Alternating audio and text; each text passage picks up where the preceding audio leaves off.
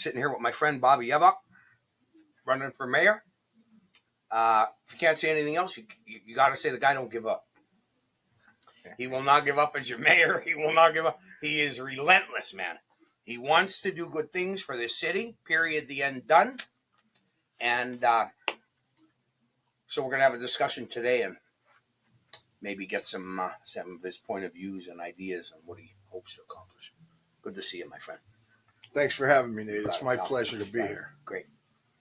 So where do you want to start? What do you want to talk about? Well, I'd just like to tell everyone, naturally, my name is Bob Yevak. I've been a lifelong resident of Hazleton. I've been a businessman for over 40 years. I had businesses, I still do in Hazleton.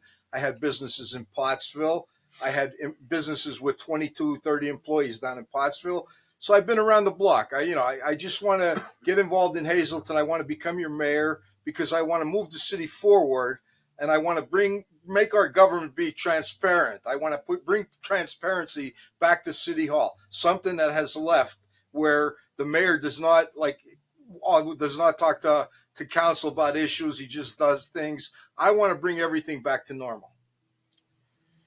Anything in particular that you're talking about as far as that? I mean, we had spoken a little bit about the money. Well, what I'd like to do is, like, our number one thing here is everybody talks about gun violence and shootings and things like that. We got a great police force down in City Hall, and they're on top of that stuff. If somebody gets shot on the street, 1, 2, 3, they fix it. They got a suspect the next day. That's how good our police force is, right? And everybody in their heads, it's just they're all thinking about like this damn crime stuff, right? And on the other hand, our quality of life's going to hell. Our city's dirty. It's getting scummy. I want to just be the guy to bring it back. Quality of life is going to be my big issue.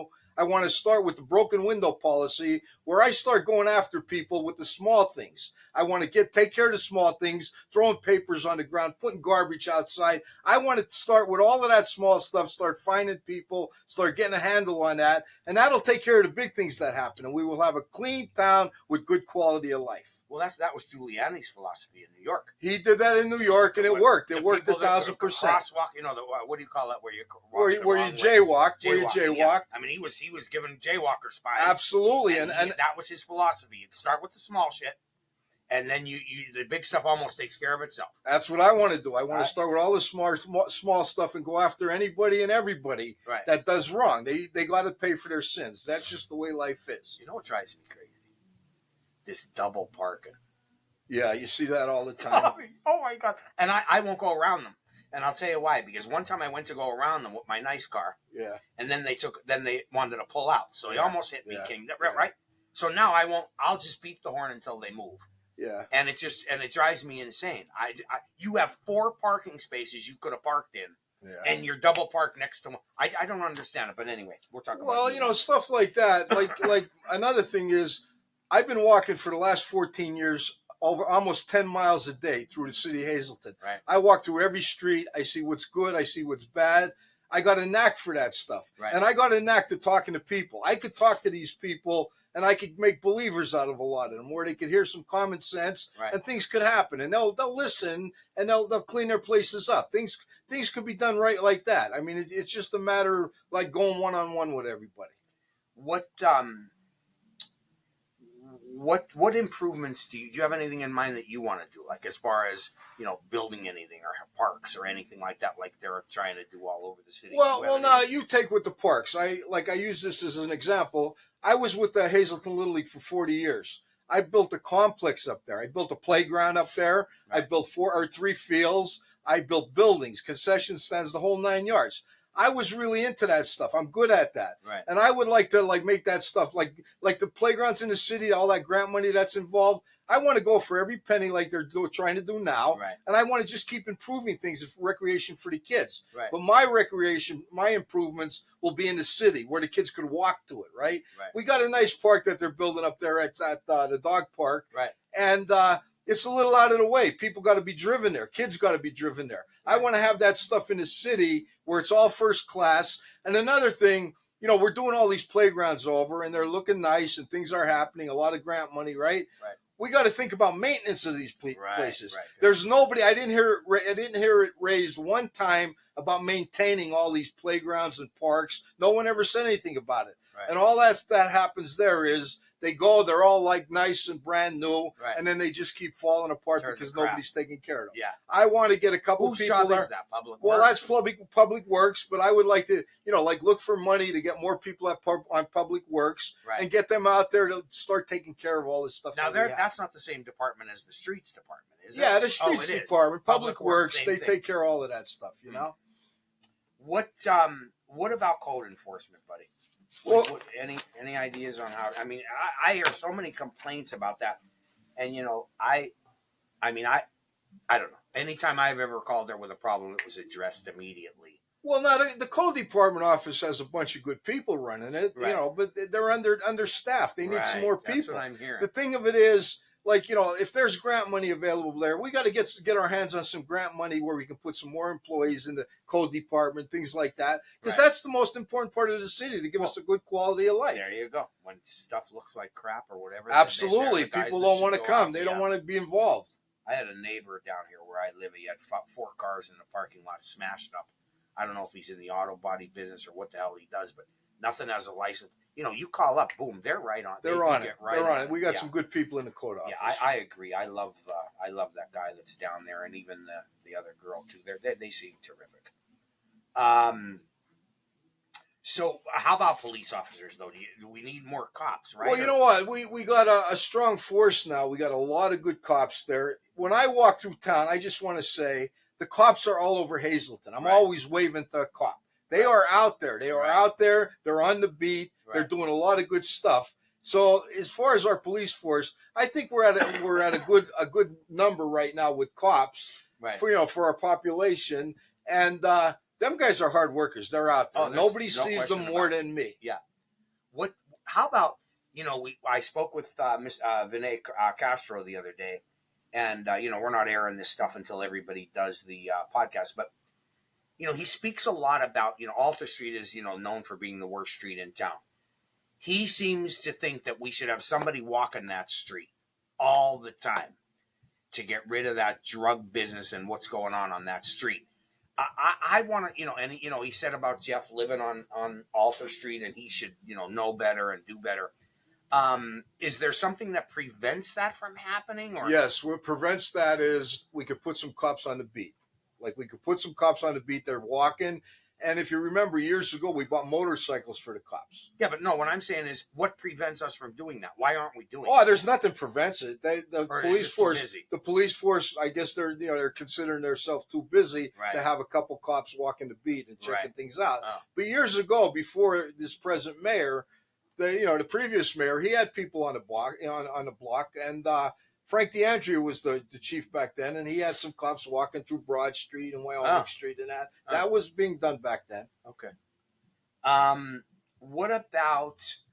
And I asked Mr. Castro the same question about the illegal activity with the that they turn these double homes into 6-unit apartments.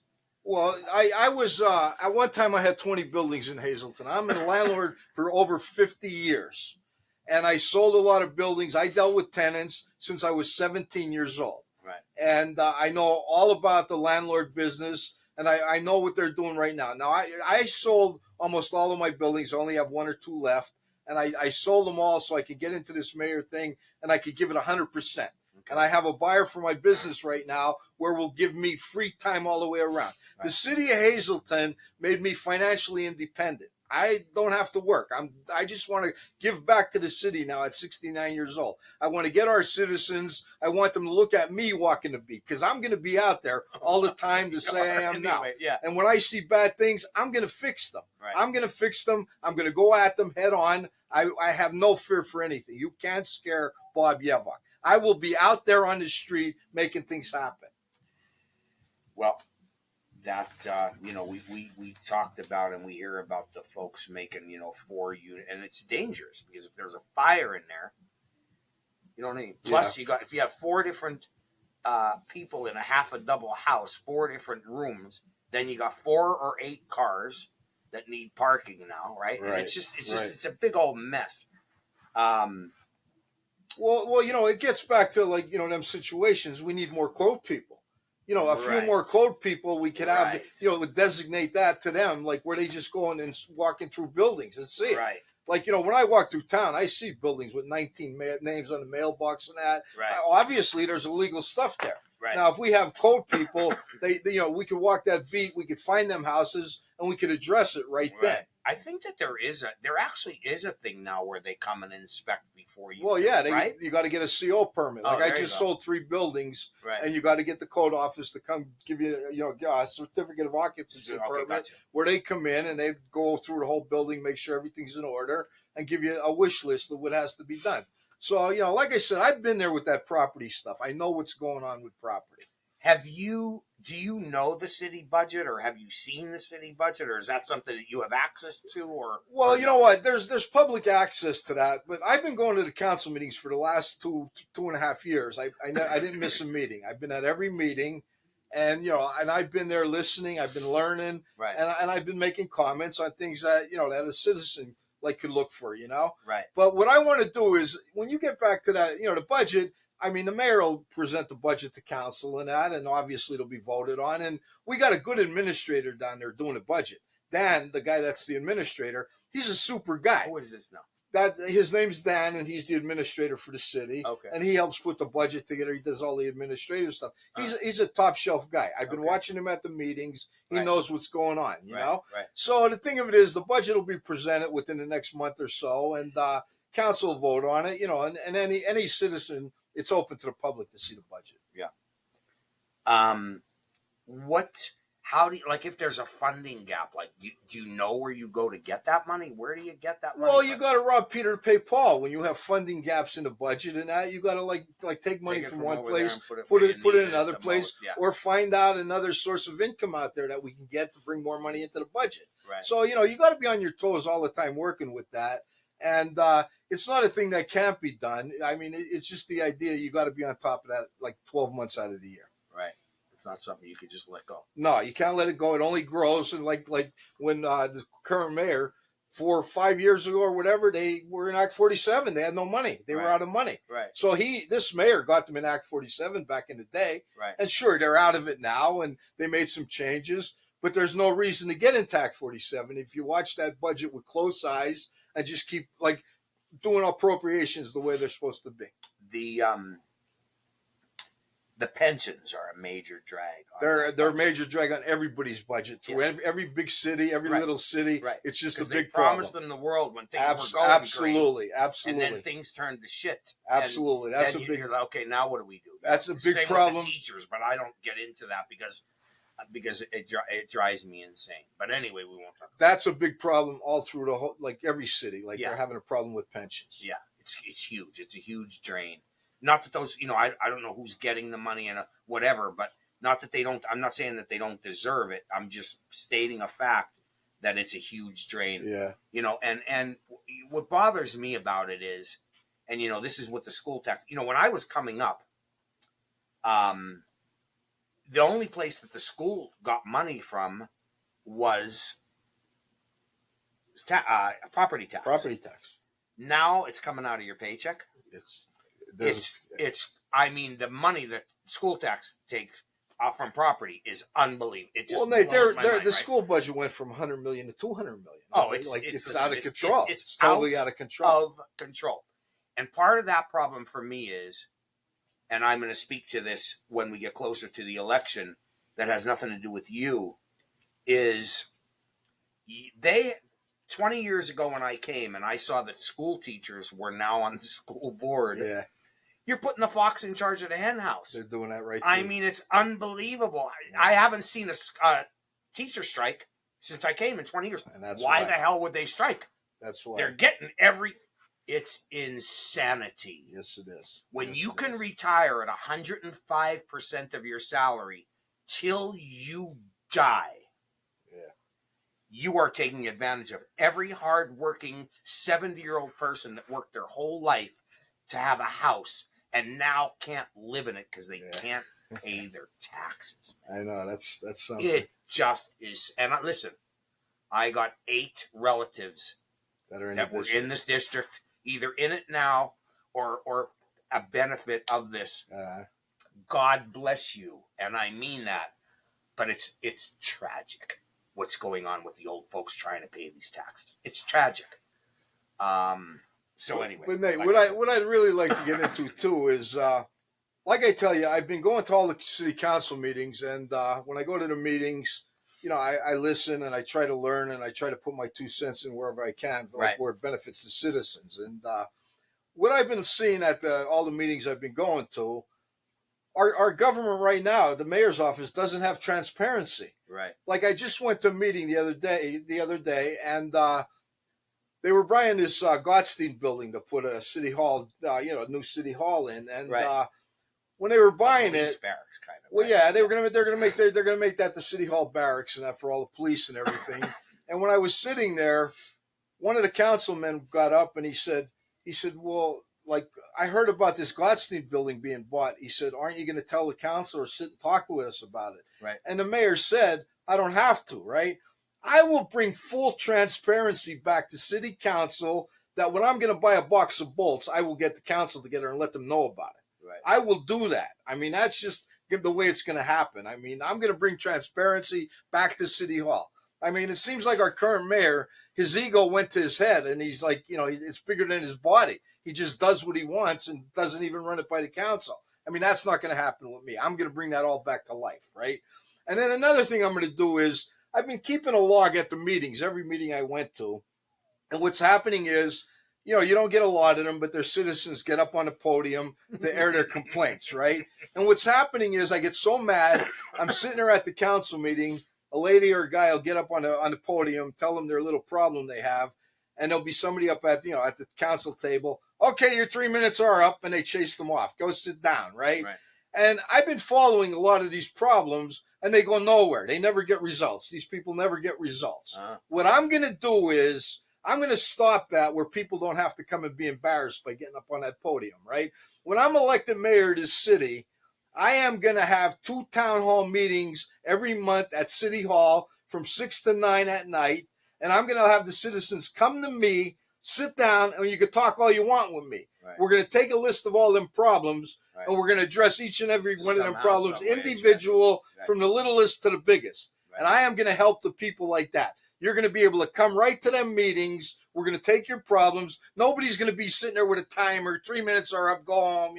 I'm not going to do that. I'm going to be for the citizens. Every citizen, no matter what color, what race you are, I'm going to take care of everybody in this city. My goal is at 69 and almost retired to give back to the city and have a legacy that I did a lot of good for the people. Good for you. Tell them how they can vote for you.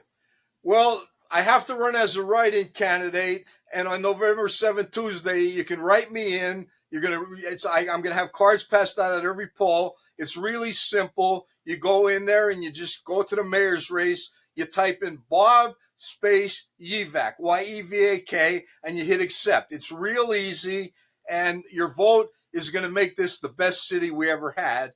And also on November 3rd, a Friday night, I'm having a big rally up the Elks. I'm inviting anybody that wants to come to the rally. Come and enjoy yourself. Come talk to me. Let me know what we got to address. Let me know what your problems are. And I am going to have all the time in the world to work 12-hour days for the city of Hazleton. I am going to have an open door policy. You're not going to have to go to any secretaries and make appointments. You're going to come see Bob Yevak direct. And when there's something that you need, I'll be walking the city like I do right now. You could just grab me on the street and you tell me what we need to be done. And I'm going to take you right to that department head and I'm going to make sure it happens for you. I will not let anybody out in the cold. I will give it the best I ever gave it. I mean, I'm good at doing all of that stuff. I got involved in a lot of stuff in my life. And as far as I hear this stuff going around town, yeah, but the current mayor got all these grants and that, right? And listen, that's a fantastic thing. But I want everybody to know the current mayor has a grant writer right in City Hall looking all day, 10 hours a day for them grants, right? I'm involved with the Mark Chunk Opera House down in Jim Thorpe.